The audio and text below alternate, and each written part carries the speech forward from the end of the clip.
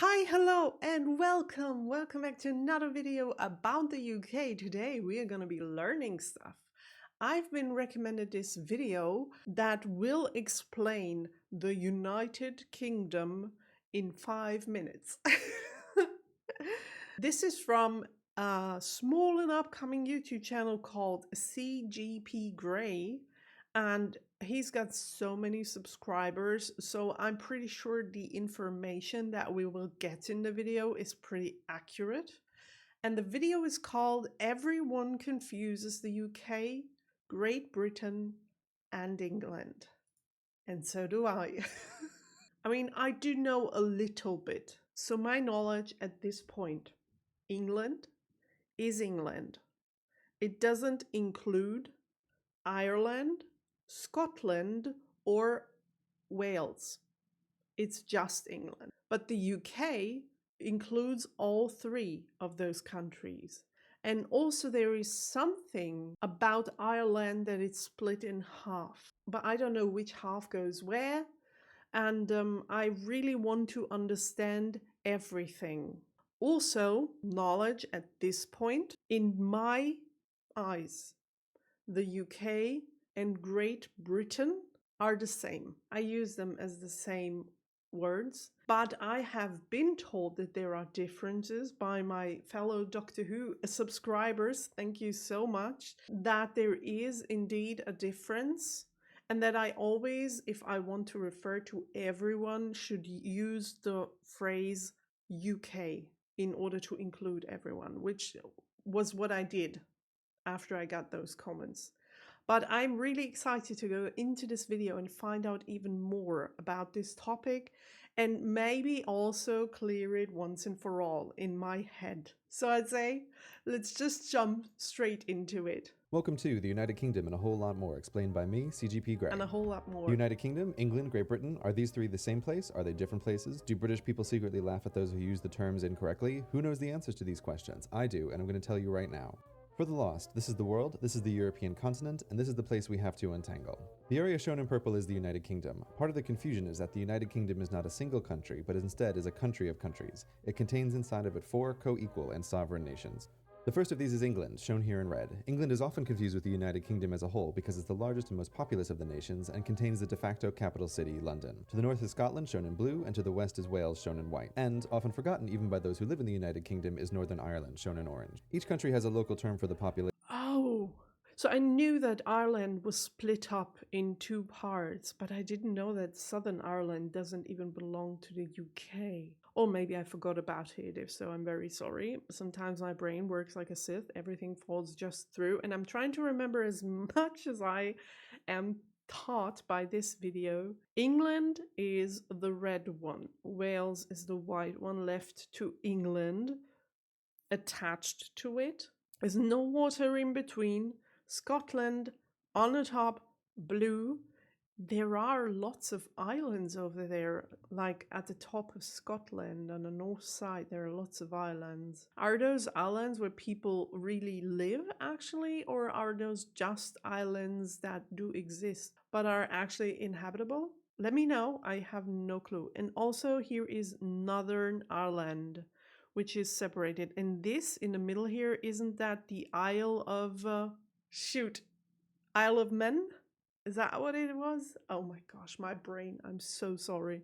I'm gonna figure this out, I swear. I'm gonna try and remember everything. Okay, so this is the UK. Southern Ireland not included. Okay, let's continue. While you can call them all British, it's not recommended as the 4 countries generally don't like each other. The Northern Irish, Scottish, and Welsh regard the English as Wait, what? What did he just say? Who doesn't like who? recommended as the 4 countries generally don't like each other. The 4 countries don't like each other? Like for real? Okay. Also, I have no clue about the history of the UK as a whole, and I am going to look into that matter as well in the upcoming weeks. So maybe there's a reason for it. I guess so. But why would this still be a thing in 2025? Maybe it's something about the Second World War, but that was like 100 years ago. So interesting. Northern Irish, Scottish, and Welsh regard the English as slave-driving colonial masters, no matter that all three have their own devolved parliaments and are allowed to vote on English laws, despite the reverse not being true, and the English generally guard the rest as rural yokels who spend too much time with their sheep. However, as the four constituent countries don't have their own passports, they are all British citizens, like it or not. They are British citizens of the Oh, United Kingdom, whose full name, by the way, is the United Kingdom of Great Britain and Northern Ireland. So where's Great Britain hiding? Right here. The area covered in black is Great Britain. Unlike England, Scotland, Wales, and Northern Ireland, Great Britain is a geographical rather than oh, wait a minute. Great Britain is England, Wales, and parts of Scotland. Islands not included. I wonder why. Why do you have so many different splits everywhere in your country? It must have a reason that your country is so split up. I mean, Germany was split up as well, but in only two parts. And maybe three if you count Bavaria. Sidetrack, sorry. But those split ups, like Great Britain is something else, then the UK is something else, than England. That why is it so complicated? Why isn't this just one country? It has to have a reason in history. a political term. Great Britain is the largest island among the British Isles. Within the United Kingdom, the term Great Britain is often used to refer to England, Scotland, and Wales alone, with the intentional exclusion of Northern Ireland. This is mostly, but not completely true, as all three constituent countries have islands that are not part of Great Britain, such as the Isle of Wight, part of England, the Welsh Isle of Anglesey, the Scottish Hebrides, the Shetland Islands, the Auckland Islands, and the Islands of the Clyde. The second biggest island in the British Isles is Ireland. It's worth noting at this point that Ireland is not a country. Like Great Britain, is a geographical, not political term. The island of Ireland contains on it two countries, Northern Ireland, which we have already discussed, and the Republic of Ireland. When people say they are Irish, they are referring to the Republic of Ireland, which is a separate country from the United Kingdom. However, Wait, what? I have to stop in between sometimes because there's so much information packed in just 5 minutes and I have to like let it sink in first. Okay, so we have Northern Ireland, the Republic of Ireland. So Ireland itself isn't a country. That's what he said, because it's split up in those two parts. Okay, the Republic of Ireland. Every time I click play on this video, it gets more complicated. both the Republic of Ireland and the United Kingdom are members of the European Union, even though England in particular likes to pretend that it's an island in the mid-Atlantic rather than 50 kilometers off the coast of France. But that's a story for another time. To review, Okay. the two largest islands in the British Isles are Ireland and Great Britain. Ireland has on it two countries, the Republic of Ireland and Northern Ireland, while Great Britain mostly contains three, England, Scotland, and Wales. These last three, when combined with Northern Ireland, form the United Kingdom. There are still many unanswered Okay, seeing this, how? And this, I don't mean this in an offensive way, but if you look at this picture, if you're from the UK, how can you possibly be mad at any person on the internet who refers to parts of the UK or any other parts of your country as something wrong if they're confused and use the wrong word for what they want to describe? How can you be mad at them if it's that complicated?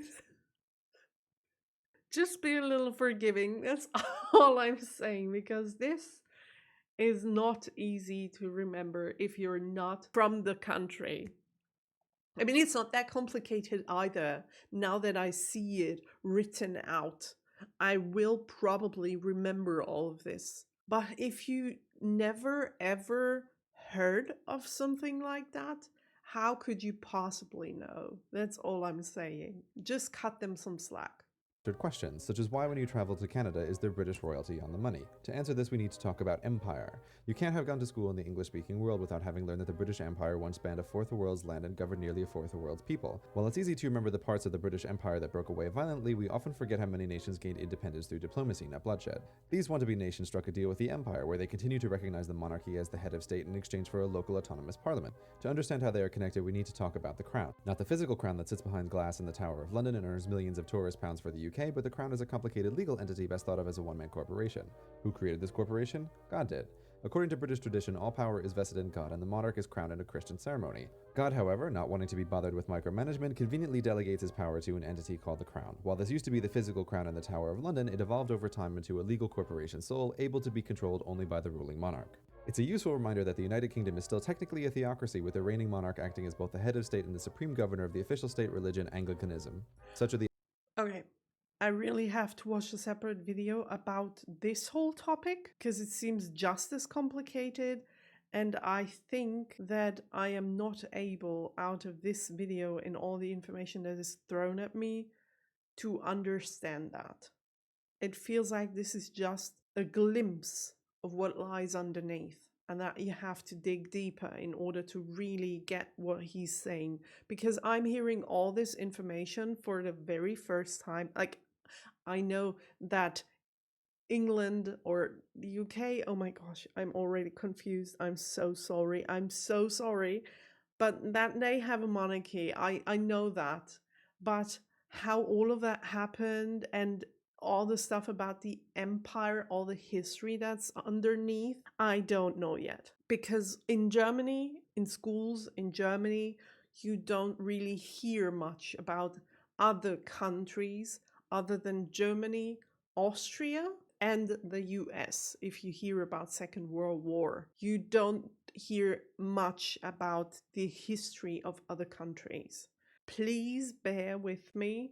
I will learn all of that, but it's so much information that I think a 5-minute video on YouTube is really good in order to hear everything once, but not in order to really understand and get it. And we have to dig deeper and watch many videos about the topic from different angles in order to understand all of it. It's just too complicated. And I'm not saying the video is bad, it's really good as an overview of all those topics. But you could not possibly explain the history of any country in just 5 minutes. That's not the fault of the video. The video is really good. oddities that arise when dealing with a 1,000-year-old monarchy. Back to Canada and the rest. The former colonies that gained their independence through diplomacy and continue to recognize the authority of the Crown are known as the Commonwealth realm. They are, in decreasing order of population, Canada, Australia, Papua New Guinea, New Zealand, Jamaica, the Solomon Islands, Belize, the Bahamas, Barbados, St. Lucia, St. Vincent and the Grenadines, Grenada, Antigua and Barbuda, St. Kitts. Wait, what? That's so many places. Okay. Interesting. And Nevis and Tuvalu. All are independent nations, but still recognize the monarchy as the head of state, even though it has little real power within their borders. There are three. I had no idea. That's so many countries. And also they're spread like all over the planet. I mean, the majority of Asia isn't really included, and neither is Africa, but the rest of the world. Also, all those small islands do have that. That's interesting. Why is it islands? Maybe they're not that influenced by modern society? Is that what it is? Just a wild guess. I got no clue. Nations, but still recognize the monarchy as the head of state, even though it has little real power within their borders. There are three further entities that belong to the Crown, and these are the Crown dependencies: the Isle of Man, Jersey, and Guernsey. Unlike the Commonwealth. Oh, I got the Isle of Man right. Okay. I remembered right. Okay. Guernsey and Jersey. They sound almost the same. So many islands, I had no idea.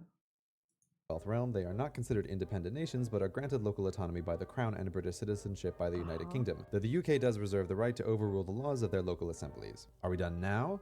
Almost, but not quite. There are still a couple of loose threads, such as this place, the tiny city of Gibraltar on the southern coast of Spain, famous for its rock, its monkeys, and for causing diplomatic tension between the United Kingdom and Spain. Or what about the Falkland Islands, which caused so much tension between the United Kingdom and Argentina that they went to war over them? These places belong in the last group of Crown properties known as British Overseas Territories, but their former name, Crown Colonies, gives away their origin. They are the last vestiges of the British Empire. Unlike the Commonwealth realm, they have not become independent nations and continue to rely on the United Kingdom for military and sometimes economic assistance. Like the Crown dependencies, everyone born within their borders is a British citizen. The Crown colonies are, in decreasing order of population, Bermuda, the Cayman Islands, the Turks and Caicos Islands, Gibraltar, the British Virgin Islands, Equatorial and Dekelia, Anguilla, St. Helena, the Ascension Islands, Tristan da Cunha, Montserrat, the British Indian Ocean Territory, the South Georgia and South Sandwich Islands, the Falkland Islands, the British Antarctic Territory, and the Pitcairn Islands.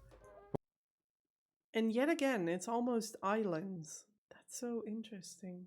Why is it almost just islands? I wonder. For our final Venn diagram, the United Kingdom is a country situated on the British Isles and is part of the Crown, which is controlled by the monarchy. Also part of the Crown and the British Isles are the Crown dependencies. The independent nations of the former empire that still recognize the Crown are the Commonwealth realm, and the non-independent remnants of the former empire are the British overseas territories. Thank you very much for watching. Wow. Just wow. How could anyone possibly know all of that? And I also gotta be honest here, those 5 minutes weren't enough, not nearly enough in order for me to understand all of that.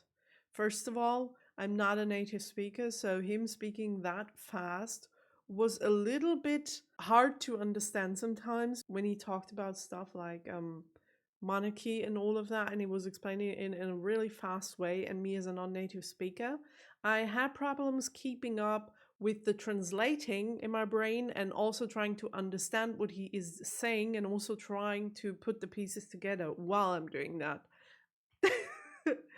So it was a really good overview, and I am for sure understanding the left part of this whole picture, like the what is England, what is the United Kingdom, what is Great Britain and Ireland and all of that.